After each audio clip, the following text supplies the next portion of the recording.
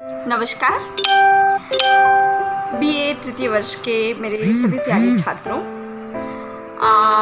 आज हम लोग फिर से मिल रहे हैं और इससे पहले के 5 अध्यायों में हम लोगों ने जंगल जहाँ से शुरू होता है इस उपन्यास के 18 अध्यायों पर बात की थी और आज से मैं 19वां अध्याय प्रारंभ करने जा रही हूँ।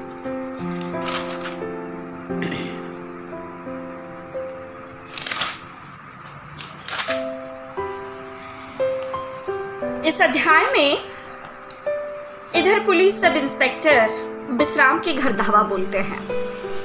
वह आधी रात को विश्राम को पूछता है। विश्राम हड़बड़ाकर उठ जाता है। सुदर्शन सिंह उसे घसीटता हुआ पूछता है, बोल, कहाँ पे छुपा के रखा है उस मादक चोद को? विश्राम बोलता है, कौन सरकार? सुदर्शन सिंह बोलता है, तुम्हारा भाई कालिया। विश्राम बोलता है, वो तो ठेकेदार सुलेमान साहब के यहाँ है।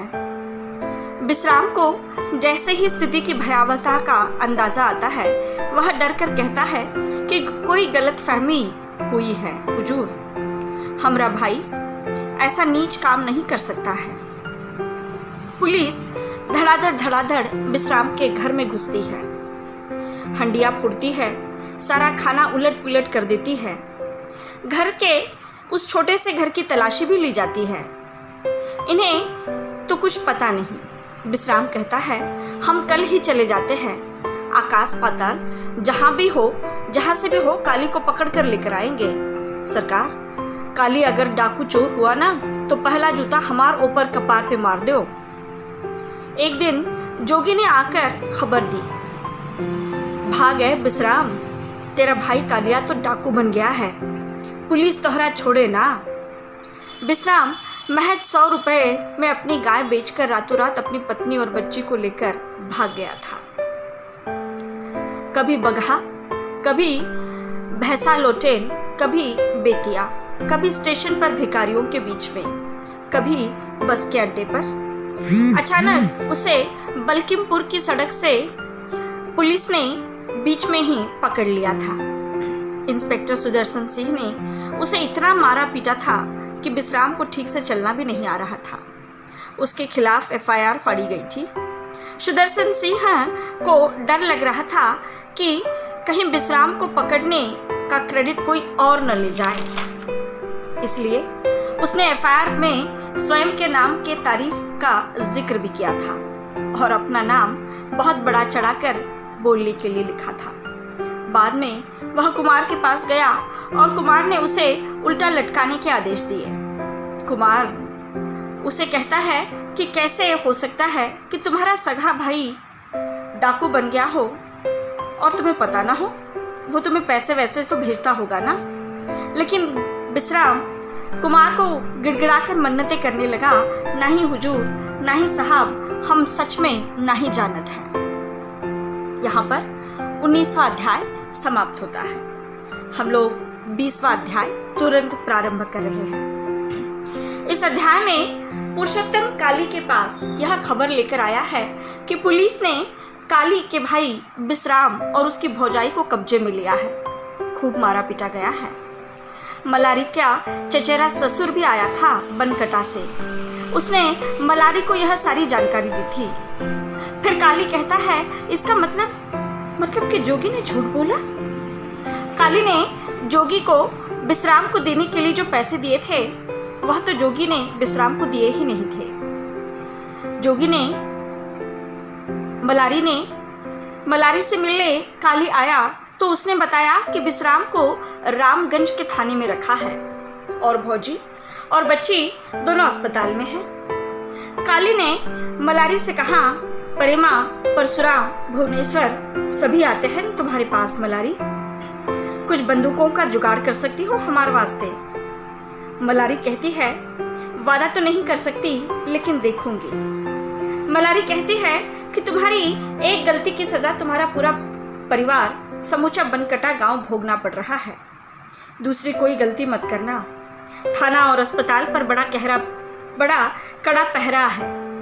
जाते जाते मलारी ने एक सवाल किया काली से, ए काली, एक बात बता, तू डाकू क्यों बन गया रे? काली के पांव ठहर गए। ओठों पर एक उदास मुस्कान उभरी और काली बिना कोई जवाब दिए चला गया। काली वहां से इब्राहिम चाचा के पास गया और सब इंस्पेक्टर चंद्रदीप सिंह का बेटा अमरेंद्र के बारे में पूछताछ करने लगा। इब्राहिम ने उसे समझाने का बड़ा प्रयास किया। अरे तोहरा दिमाग तो नहीं फिर गया? लल्लन बाबू, चंद्रदीप सिंह, मिनिस्टर दुबे, ये वे लोग हैं जिनके डाकू सलाम करते हैं। परेमा, नेनिया, परशुराम, इस सभी डाकू को किसी का हिम्मत नहीं होगा खातिर आंख उठाकर देखने का। घंटे भर में काली और उसके साथी वासुदेव पाठक के पास पहुंच जाते हैं। उसने बंदूकें देने का वादा किया था। काली पलटू, जगन, नारायण, पुरुषोत्तम के लिए बंदूकें लेता है और गोलियां भी लेता है। काली बुलेट हाथ में लेकर मूल भाव करता है, ऐसे जैसे मानो चने मटर का भाव कर रहा हो। काली पोटली भर बुलेट लेकर, बंदूकें लेकर पाठक को पैसे देकर चला जाता है। दूसरे दिन अखबार में पुलिस ने छपवाया कि खतरनाक डाकू लखन पुलिस एनकाउंटर में मारा गया है। मगर यह तो पुलिस की चाल थी। लखन तो पहले से काली के पास ही तो था और सुरक्षित भी था। फिर डाकुओं ने चंद्रदीप सिंह का बेटा अमरेंद्र को पटना, जो पटना में पढ़ता था, उसे फर्जी तार भेज दिया। Mother is serious, come sharp. माँ सख्त बीमार है, फौरन आ जाओ। भेजने वाले का नाम नीचे लिखा जाता है, चंद्रदीप सिंह। तार पहुंचते ही हड़बड़ाकर अमरेंद्र गांव की ओर चल पड़ता है, पटना से मुजफ्फरपुर और मुजफ्फरपुर से बेतिया। लेकिन बगहा के स्टेशन पर ही अमरेंद्र को एक आदमी मिलता है और वह आकर बोलता है, अमरेंद्र साहब, मलकाइन तो यही अस्पताल में है, बेतिया के। हड़बड़ाकर अमरेंद्र जीप में अपना सामान रख डालता है और बैठ जाता है। जीप आबादी का मुख्य भाग छोड़कर आगे आगे जाने लगती है। अमरेंद्र को शक हुआ और उसने कहा, जरा रोको, ये किस रास्ते की तरफ जा रहे हो? पीछे से एक आदमी ने उसके पीठ पर पिस्तौल लगाई और कहा, चुपचाप बैठे रहो वरना गोली। उसकी तरफ से चंद्रदीप सिंह को एक पत्र लिखवा कर लिया गया। वे उसे नारायण, पलटू, पुरुषोत्तम, लखन, गुरबिन और काली उसे मकदमपुर माई के थान में जंगल ले आए। पत्र में फिरौती की रकम पूरी 5 लाख रुपए लिखी गई थी। पत्र पढ़ते ही आंखों के सामने अंधेरा छा गया। चंद्रदीप सिंह के चेहरे पर पराजय, शर्म, आक्रोश, प्रतिशोध सब कुछ तो था। मकदमपुर माई का थान, नवंबर की 29 तारीख दोपहर 3 बजे पैसे देने का वादा तय किया था। चंद्रदीप सिंह को बुलाया गया था। उस समय काली अपने साथियों के साथ पहुंचा। वहां नजदीक एक साधु थान पर कथा सुना रहा था। काली मन लगाकर कथा सुन रहा था, लेकिन उसका एक कान कथा में था और दूसरा कान चंद्रदीप सिंह की हरकतों पर। उसके दिमाग में कुछ तिगड़म चल रही थी। वह इंतजार कर रहा था कि आखिर चंद्रदीप सिंह अभी तक आया क्यों नहीं। काली और चंद्रदीप सिंह अचानक आमने सामने आते हैं। चंद्रदीप सिंह ने पैसे से भरी थैली उसके हाथों में रखी और वो कहने लगा, मेरा बेटा अमरेंद्र कहाँ है? काली ने थैली हाथ से निकाल कर कहा, माई की साखी भराकर काम करते रहे तो यह दिन देखना ना पड़ता। मिल जाएंगे, बीच रास्ते में आपका बेटा मिल जाएगा आपको। चंद्रदीप सिंह में फिरौती देकर जैसे तैसे अपने बेटे को छुड़ा कर लेकर गया। लेकिन बाद में काली द्वारा अमरेंद्र का अपहरण और फिरौती की 5 लाख वसूली की खबर सुनते ही कुमार दंग रह गया। कुमार को इस बात पर बड़ा अचरज होता है कि पुलिस सब इंस्पेक्टर के बेटे का अपहरण होता है और स्वयं पुलिस सब इंस्पेक्टर पुलिस की मदद लेना जरूरी नहीं समझता। यहाँ पर 20वां अध्याय समाप्त होता है। हम तुरंत 21वें अध्याय की ओर मुड़ रहे हैं। 21वें अध्याय में एक दिन कुमार को खत आ गया जो काली ने लिखा था। उसमें लिखा था, भैया पर क्या बीत रही है उसका एक भाई होने के नाते मुझ पर क्या बीत रही है यह मैं बयां नहीं कर सकता। आदमी इतना जल्लाद भी हो सकता है। हम भी किसी के दुलरिये थे, आप ही की तरह। आपसे मिलना चाहता हूँ, मुझसे डरिए नहीं।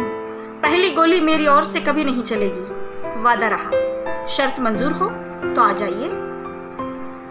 कुमार का जिज्ञासु मन डाकू से मिलने के लिए मचल रहा था। उसकी बुद्धि तिकड़म बुन रही थी, विवेक आगे पीछे हो रहा था। हम भी किसी के दुलरिये थे, यह वाक्य कुमार के दिमाग से निकल नहीं रहा था। कुमार अपने बेटे मयांक के जन्मदिन पर पटना पहुंच गया, लेकिन फिर भी उसके दिमाग में ये सारी चीजें घूम रही थी।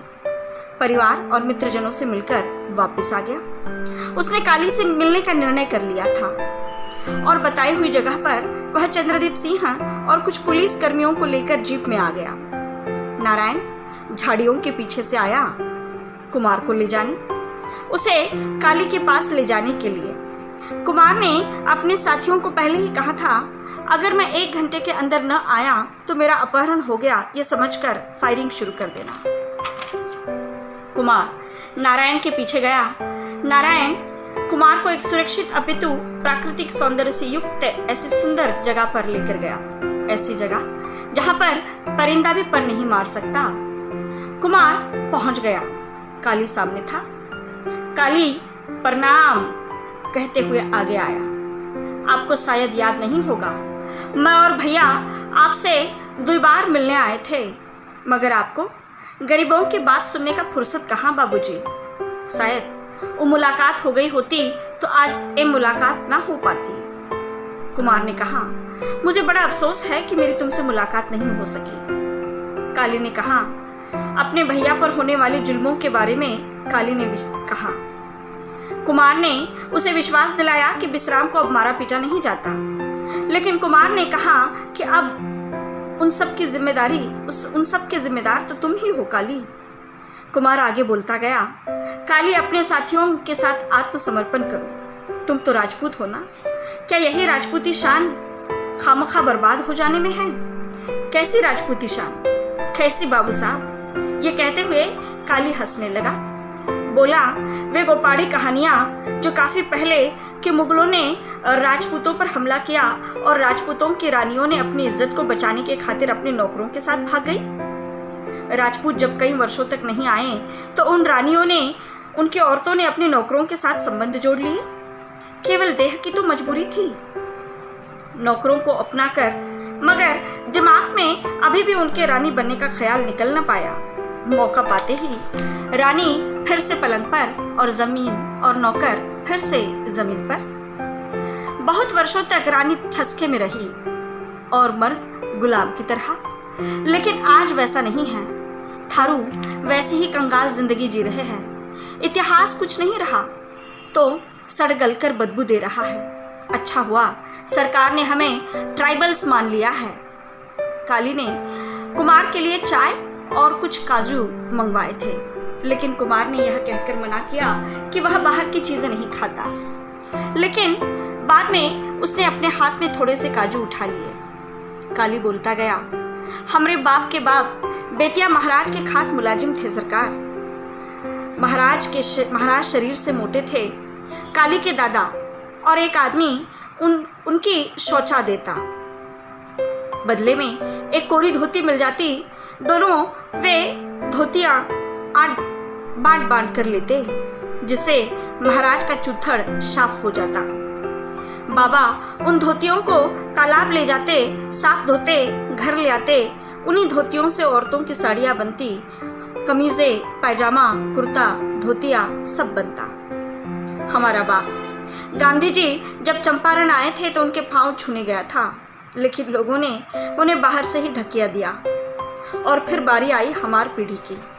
कुमार ने कहा, यह अजीब दास्तान है साहब। कुमार बार बार घड़ी देखे जा रहा था। काली ने पूछा कि आप बार बार ये घड़ी क्यों देख रहे हैं? कुमार ने कहा, नहीं, अगर मैं घंटे भर में नहीं पहुंचा तो पुलिस वाले समझेंगे कि मेरा अपहरण हो गया है और वो बेकार में फायरिंग कर देंगे। काली, मुझे गलत मत समझो, तुम्हारे अंदर के लहूलुहान आदमी का चेहरा मैं देख सकता हूँ। मैं उस नेक इंसान को बचाना चाहता हूँ जो तुम्हारे अंदर है।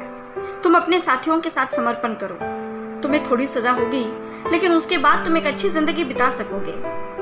काली ने बीच में ही कुमार की बात को काट कर कहा मुकदमा तो चलेगा, नहीं तो इनकाउंटर के नाम पर हमें मार कर फोटो खिंचाने का शौक है क्या साहब? तो अलग, इस मुकदमे और सजा के बाद मेरी जानती तो नहीं बदलेगी ना साहब, हालात तो नहीं बदलेंगे, मैं फिर उसी दलदल में सड़ूंगा। कुमार ने कहा, देखो अब सिर्फ 5 मिनट रह गए हैं। कुमार ने काली के हाथों में 2 पुस्तकें रखी। एक, दिमाग को कैसे नियंत्रित करें, विवेकानंद की यह पुस्तक, और दूसरा, भागो नहीं दुनिया को बदलो, राहुल सांकृत्यायन की पुस्तक। इन 2 किताबों को काली के हाथों में सौंपकर कहता है कि इसे पढ़ना जरूर। काली ने कुमार को पूछा, हमारे भैया का क्या होगा? कुमार ने कहा, कानून के दायरे में जो होगा वही होगा। कुमार ने कहा, तुरंत कहा, उनकी हालत के जिम्मेदार तो तुम ही हो ना काली। वैसे मेरे दरवाजे तुम्हारे लिए हमेशा खुले रहेंगे। और काली ने बेहद कातर स्वर में कुमार को पूछा, सिर्फ मैं जिम्मेदार हूँ? इस प्रश्न को काली के कांधों पर लटकता हुआ छोड़कर कुमार वहां से चला जाता है। यहाँ पर 21वां अध्याय समाप्त होता है। 22वां अध्याय मैं तुरंत प्रारंभ कर रही हूँ। इस अध्याय में 4 महीनों के बाद काली कुमार के पत्र का उत्तर देने लगता है। इस दरमियान कुमार को समर्पण के लिए पत्र लिखा गया था। उसके उत्तर में वह पत्र लिखता है। काली ने अपने कलम हाथ में जैसे ली तो वहां की प्राकृतिक सौंदर्य का वर्णन किया, और फिर बाद में पत्र में पूछा, क्या भैया बाइज्जत बरी कर दिए जाएंगे? क्या भैया और भोजी की दवा कर दी जाएगी? उन्हें स्वस्थ कर दिया जाएगा? क्या मलिकार उनके हड़पी हुई सारी चीज़ें लौटाएगा? क्या भैया और भाभी को वही सम्मानित जिंदगी जीने का अधिकार फिर से एक बार मिलेगा? और अगर ये सब कुछ होगा तो मैं समर्पण करने के लिए तैयार हूँ। तभी वहां पर बाघ, हिरन या सांबर का कोई एक पाड़ा जिसकी आपस में झपेड़ होती है, जिसका वर्णन लेखक ने यहाँ पर किया है। काली को उस बाघ की आंखें पांडे की आंखों की तरह लगती है, जो अपने शिकार को धर दबोच लेती है। श्रद्धेय मास्टर जी की आंखें सब पढ़ लेती थी। काली को उसके भैया की आंखें जैसे पनियाई बैल की तरह लगती है। भौजी की आंखें जैसे रोती हुई कोई हिरनी जैसी। ललन बाबू की आंखें धूर्त लोमड़ी जैसी। चंद्रदीप सिंह की आंखें किसी भेड़िए जैसी। परशुराम की आंखें किसी सांप जैसी। अलग अलग परिस्थितियों में अलग अलग रंग ओढ़ती आंखें। आगे लिखने लगता है, कुमार साहब आपकी और हमारी क्या बिसात है? इस जंगल में मेरे और इस मरे हुए पाड़े की क्या जिंदगी है? कुछ अलग नहीं। हमें कैसी जिंदगियां मिली है और कैसी तकदीरें लेकर आए हैं हम। कुमार साहब, मैंने हमेशा यह कोशिश की है कि मुझ पर कोई जंगल हावी ना हो, लेकिन इस जंगल का आखिर कोई नियम भी तो नहीं होता। पता नहीं कब कौन किस कारण हम पर वार कर बैठे। हर पल मौत की बासुकी आपने हजार हजार फनों को फुलाए बैठती है हमारे सिर पर। हमें पता है कि हम इस पाड़े की तरह कभी किसी दिन मारे जाएंगे। जीत हमारे नसीब नहीं होगी, फिर भी हम मौत से 2-2 हाथ किए बिना हथियार डालने को तैयार नहीं। हमारा मन नहीं मानता। पता नहीं हमारा विश्वास क्यों है आपके जैसे आश्वासनों पर। आपका अभागा काली। काली यह पत्र लिखकर भेज देता है। यहाँ पर 22वां अध्याय समाप्त होता है। इस पूरे वीडियो में हम लोगों ने देखा है कि 19, 20, 21, 22 इन 4 अध्यायों पर हम लोगों ने बात की है। कल हम लोग फिर से मिलेंगे कुछ नए अध्यायों के साथ। तब तक के लिए धन्यवाद। शुभ रात्रि।